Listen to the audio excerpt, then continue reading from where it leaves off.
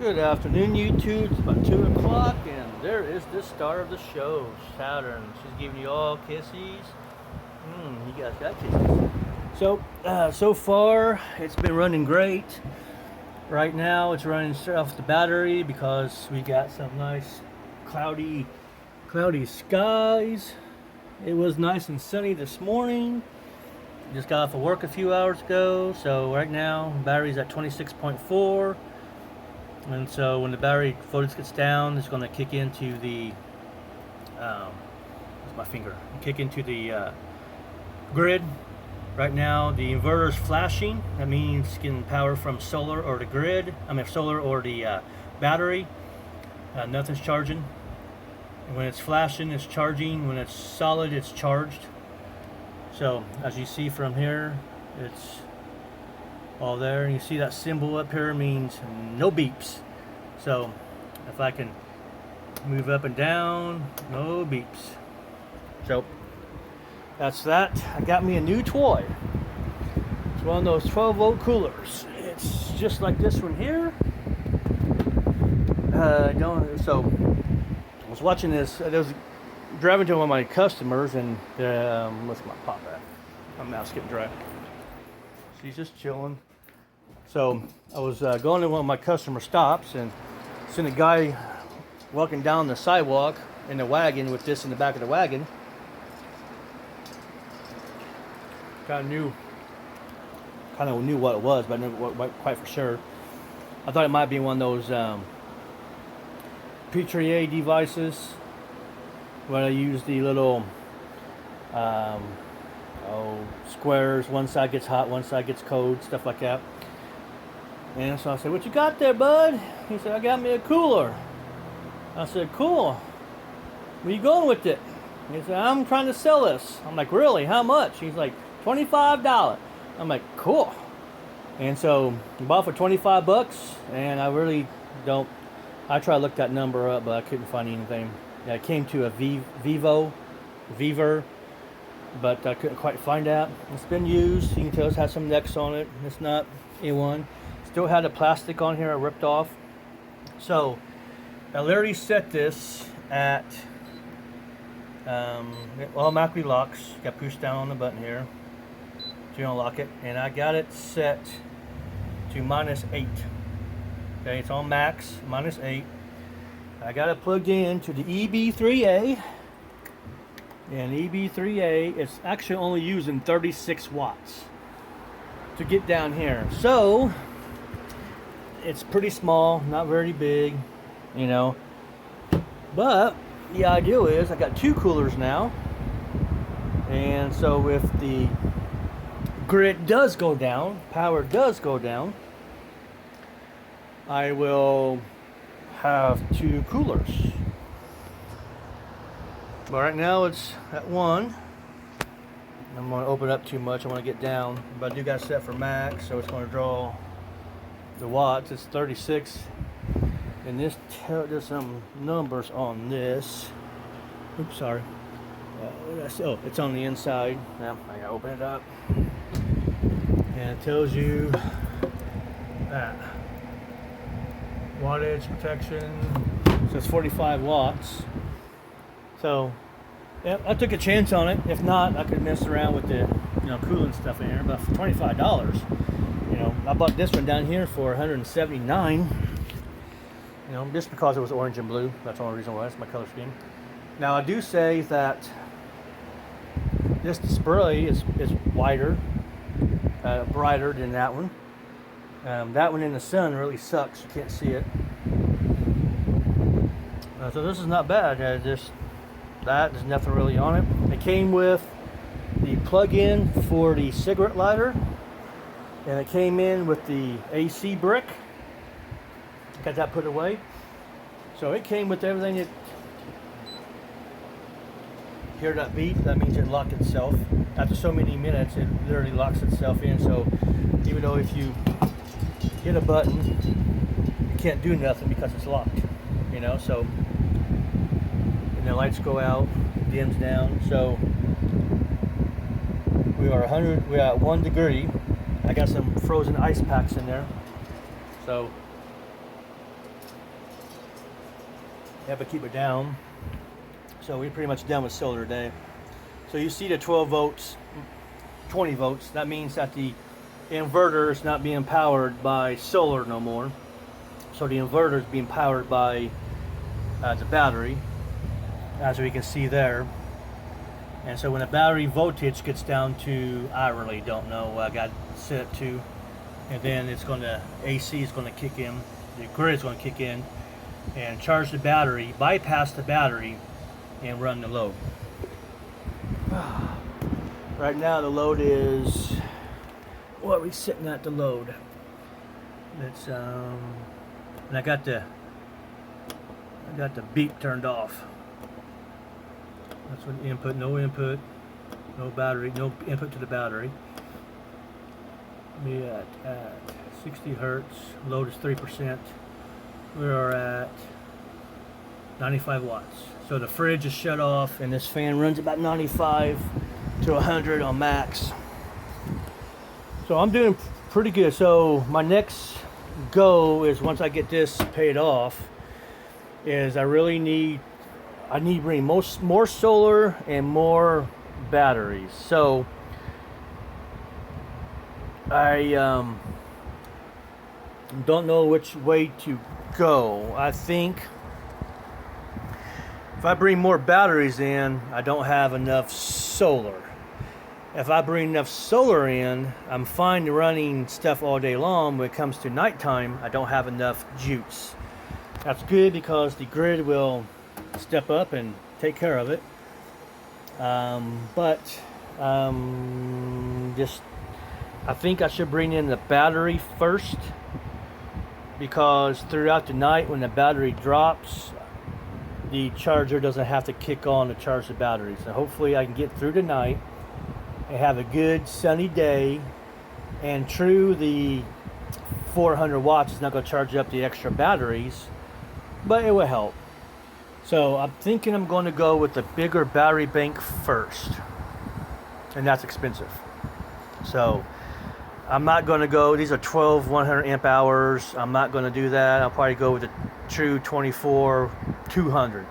So and then it all depends the prices. I mean, you can find a 24 200 amp hour battery and a no name manufacturer for like $250, or you can go with the manufacturer, you're paying $1,000. Most of them run between $700 and $1,000. So yeah, that's another iffy. That's going to be a nice little, yeah, save up for quite a while for that one. Yeah, so I'm thinking a 24 volt 200 amp hour battery. I can take these batteries here and maybe put them back in the boxes, and so I will have a nice battery box there just for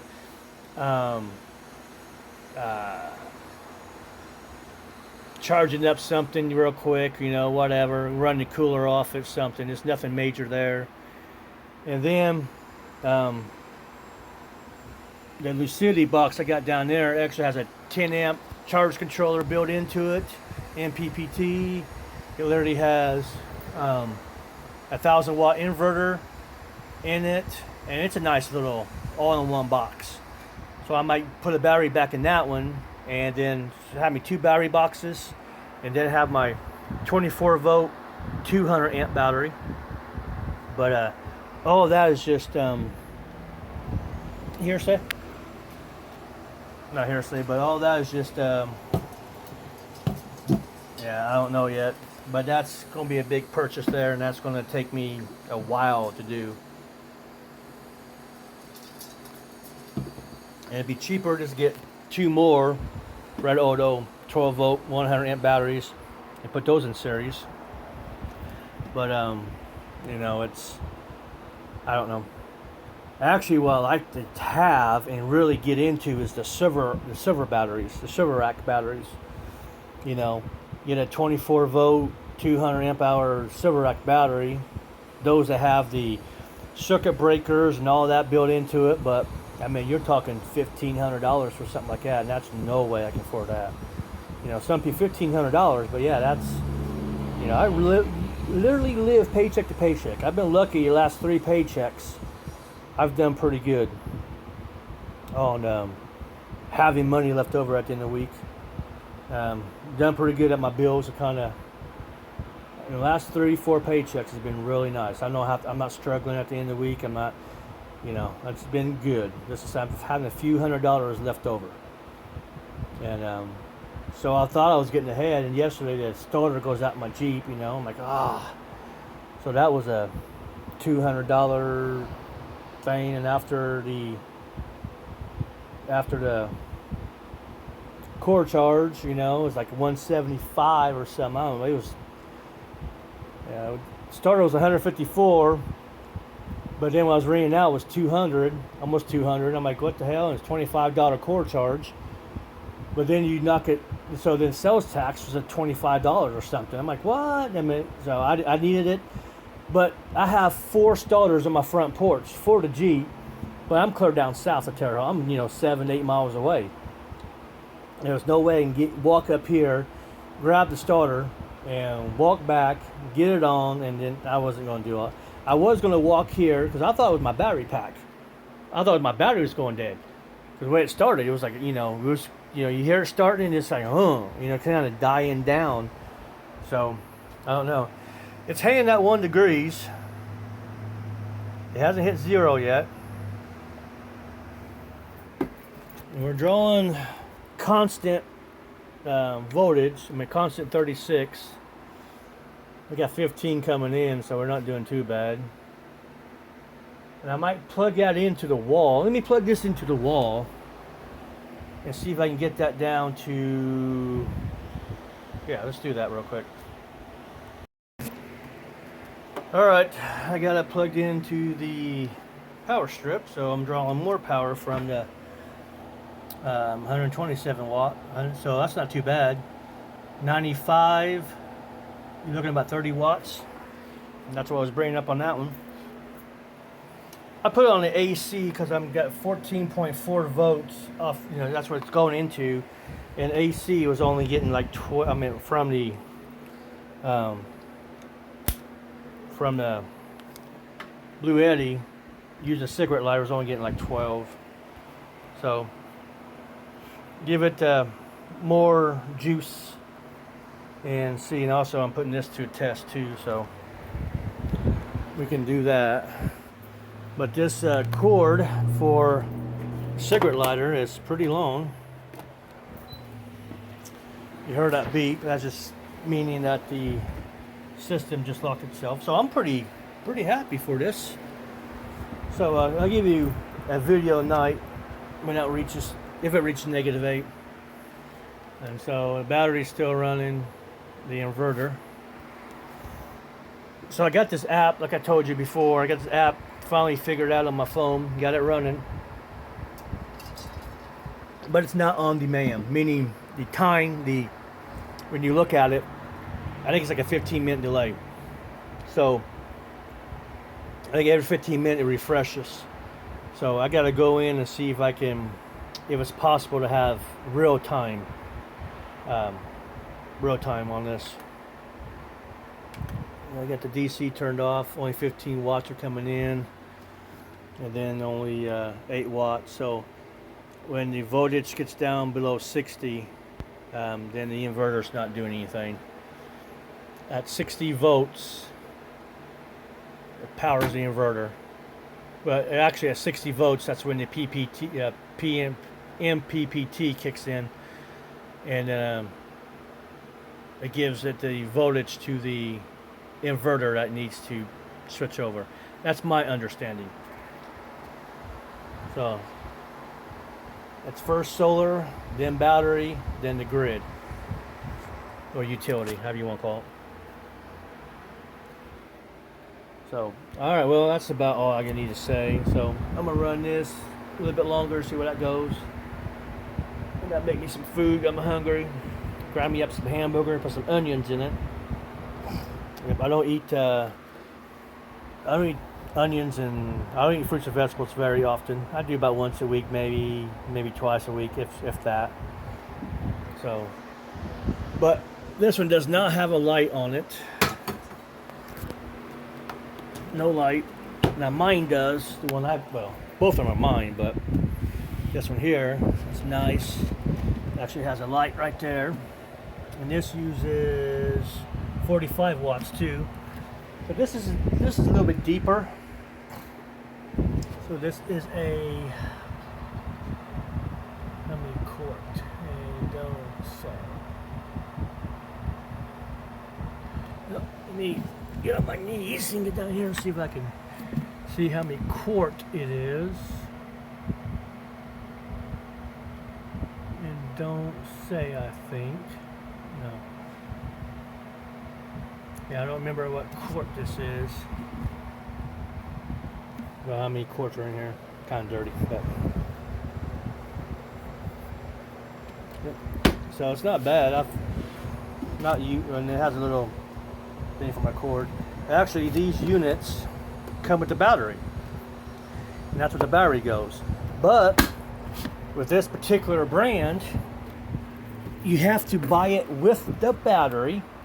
If you do not, you cannot get the separate battery. So you cannot buy the battery separate. And so I didn't think about that when I bought it. Didn't know until I bought it and found out it came with a battery, and I read it, and that's not how it does it. So I'm like, oh.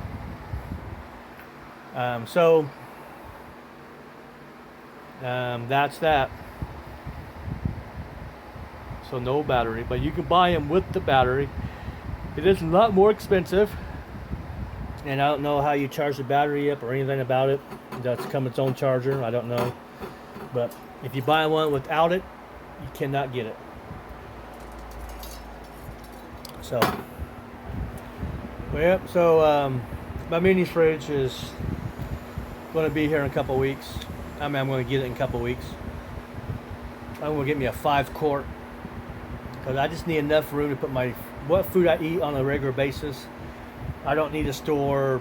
I don't eat condiments. No ketchup, no mustard. I've never have.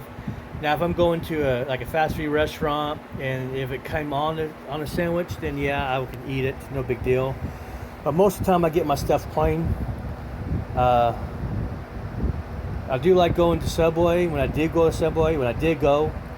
have mayonnaise on the sandwich. That's about it. But as for ketchup and mustard, I never grew up on ketchup and mustard. We was poor, really poor. And back then, not to have ketchup and mustard was very poor. And never got into it, never really had it. I know my mom used to make when she was alive. When I was younger. She passed away when I was 9, so I remember we were so poor, we ground hamburger, and she put ketchup and mustard in the hamburger, and that's how we ate it. Back then, bologna was a steak in our house. Yeah, so I grew up I was born in '73, so I grew up in the '70s and early '80s. So, back then, man, it was so different back then. I remember we lived at 21st and Liberty here in town, and at that time that was still ghetto now, but it was pretty rough back then. And across the street we had a 4-story building called Cahill's, and it was like a dance club. And I remember 2, 3, 4 o'clock in the morning, there'd be people in our yard across the street dancing in our yard. And I remember Dad had several times kicked them off, and we remember putting up a fence around our property, because we had a corner property, and our fence was made of las. For those who don't know, back in the day, you had your 2x4, right? And you put these little strips of wood. They're like 1 inch by 1/2 inch. So they're like 1 inch tall. They're like 1/2 inch thick. So you put them up on the wall like this, and then in between the cracks, you don't put them, butt them up against you. You leave a little crack, and that's where your plaster. Then you plaster the wall.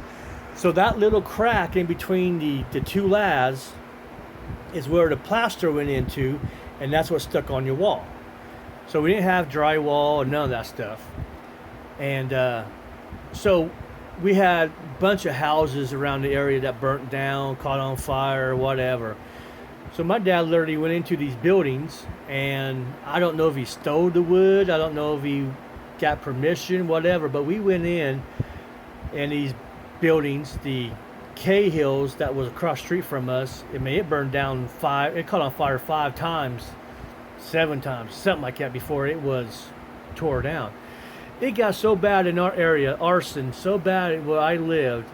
I remember one summer, we used to, right before dusk, right before it got dark, we would literally sit on the front porch with popcorn and pop, just waiting for the fire trucks to go by, or smelling the building on fire or something. It was just that rampant in the mid late 70s where I lived. But oh well, so we stripped the plaster off the wall. We got these little laths, they were like 8 foot long, 10 foot long or something. So my dad would put the 4x4s in the ground, and our fence was these laths going straight across. Easy to break, easy to fix. It was so yeah, I don't know where I was going with that, but that's what I was growing up. It was a great time. Yeah, totally forgot my train of thought on that one, guys. I'm sorry. Well, so it's been a 20-minute video, 21 now, so I'm going to let go. Go and fix me some food. Oh, yeah, it's about the food, ketchup and all that stuff, yeah. So I was brought up in that area, so I don't eat a whole lot of ketchup. I don't. There's some stuff there I'm not going to use on this build. But if I do get another one of those, if I do get another one, I want to build a portable one. I see a lot of people using a dolly or a hand truck, how you want to call it, and build a portable one on a hand truck. But I don't think I want to build a portable one. I like to build one with the handle and have extension cord. This is fine. Just kind of have it the way it is now with the MC4 connectors, because I can easily disconnect this and move this if I want. I mean, it's no big deal. So, but if I get another one, I definitely probably use bus bars and stuff. I don't know. I got all that stuff for a certain build, and then I came across the all-in-one. I'm like, oh hell no. So, all right, guys, you have a good day, and hopefully that reaches -8.